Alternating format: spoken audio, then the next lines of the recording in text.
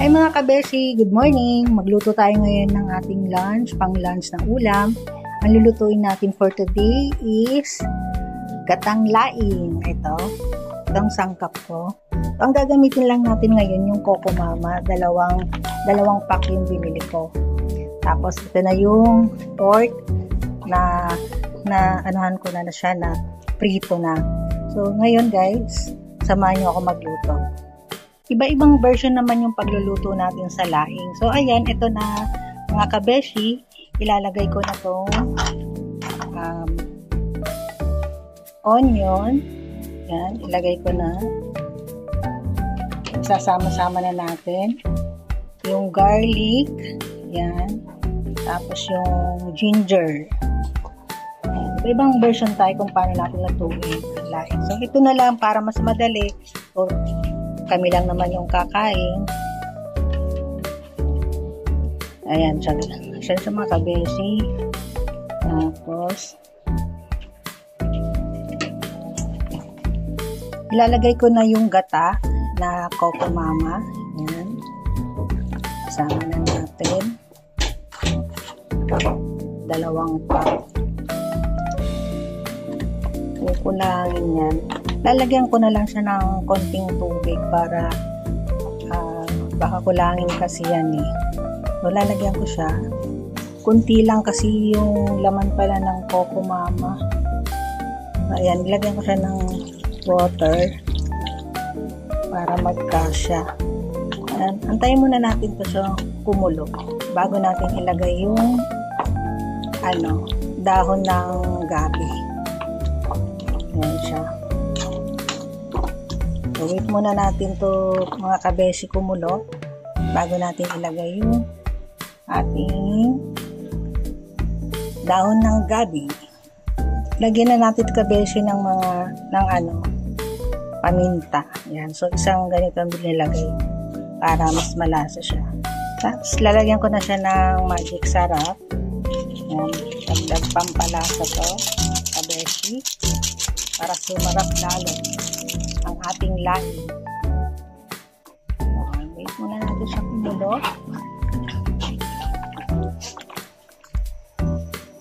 Mga kabeshi, nakulo na siya. Ilalagay ko tong alamang. Isama natin yan. Yan, pampasarap.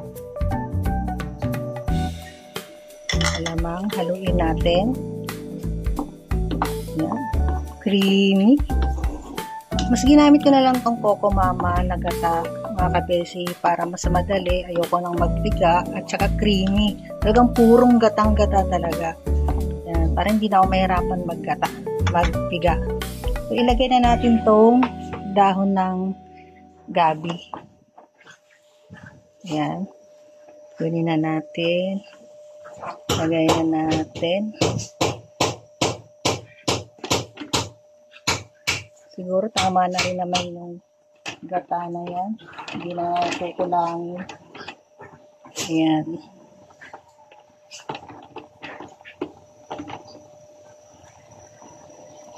Ayan. Uy, tama nga. Tama na yung gata.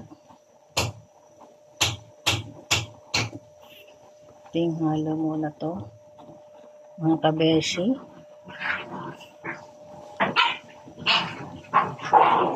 Yan. So, hinalo ko na yung sili na maliit lang. Nakalimutan ko bumili ng sili na green. Pero, okay na to. Okay na yan. Nakaibang sili, kulay purple. Ganda. Purple. So, isama natin para may konting anghang.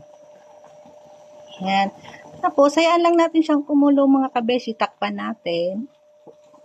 Hanggat maluto, hanggat ma-absorb na yung gata. Nagmamantika ba? Mas masarap. Tapos, mamaya, magpiprito tayo ng galunggong. Partner sa gatang laing. Mas masarap ang kain pag may partner na isda. So, mamaya, pag naluto na tong laing natin, magpiprito naman tayo ng isda. So, takpan muna natin ito mga kabeshi. Yan, antayin natin lang kumulo yan, maluto. So, wait po na natin siguro mga 15 minutes, 15 to 20 minutes, or hanggang 30 minutes para luto siya. Lalagyan pala natin to ng salt mga kabeshi. So, tansyahin lang natin. Siyempre yung hindi maat kasi naglagay na tayo dito ng magic sarap. So, tansyahin mo lang. Mas mamatikman para kung kulang pa ng alat, dadagdagan na lang natin. So, haluin natin. Kabeshi. Ayan. Pero alam ko itong gata, matakaw to sa gata eh. Yung gatang laing, yung laing. Ayan. Baka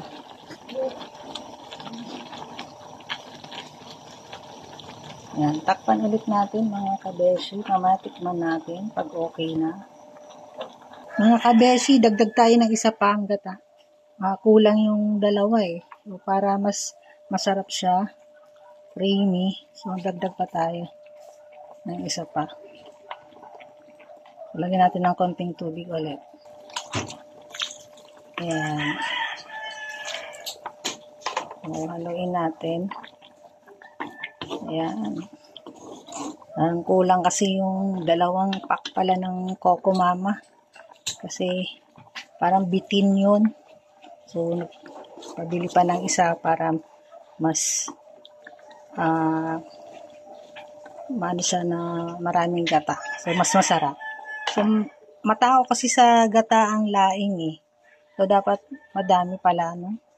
Dalawang big kiss lang naman yun ng dalawang tali ng gabi, daw ng gabi yung binili ko. So, yan, ganyan karami siya. So, takpan ulit natin siya mga kabeshi. Antayin ulit natin mga 20 minutes pa para at least luto. Itong luto. So, after naman maluto yung laing natin mga kabeshi, so, isusunod naman natin to iluto. Iparito natin itong galunggong. Partner natin sa laing pang lunch. Ito na mga kabeshi, luto na siya. Ang sarap, creamy. Yan, konti lang yung, sakto lang sa anghang, sakto lang sa alat. So, ano siya, masarap. So, ngayon naman, luto na tong laing natin. Magpiprito na tayo ngayon ng isda na galunggong, partner. Hahanguin ko na siya mga kabeshi. So, ito na. Lipat ko na dito yung laing natin mga kabeshi. So, para lumamig-lamig. After maluto yung galunggong, yung partner ng isda, kakain na tayo. Pinapainit ko pa yung mantika bago ilagay yung isda. Mainit na yung mantika mga kabeshi. Hinaan muna natin yung apoy. Masyadong mainit na. Lagay na natin itong isda. Ay! Yan!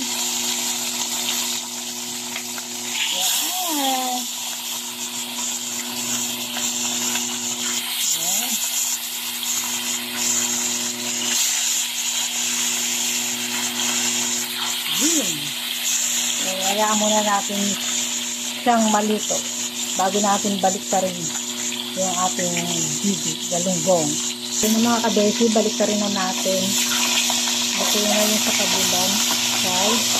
Ayan na, binaliktad ko na. Yan.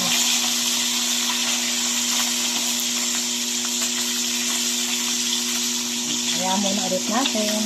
Luto na mga kabeshi, hanguin na natin. Patayin ko na. Hanguin na natin. So, tabi-tabi muna natin para yung mantika. Tanggal yung mantika. Ayan, hanguin na natin. Yan mga kabeshi, kakain na tayo. Pang lunch natin, ito na yung laing. At ito na yung galunggong. So, tara na mga beshi, kain na tayo. Sarap to pag nakakamay, mapaparami naman ang kain natin. O, kain muna tayo mga kabeshi. Bye! Thanks for watching po.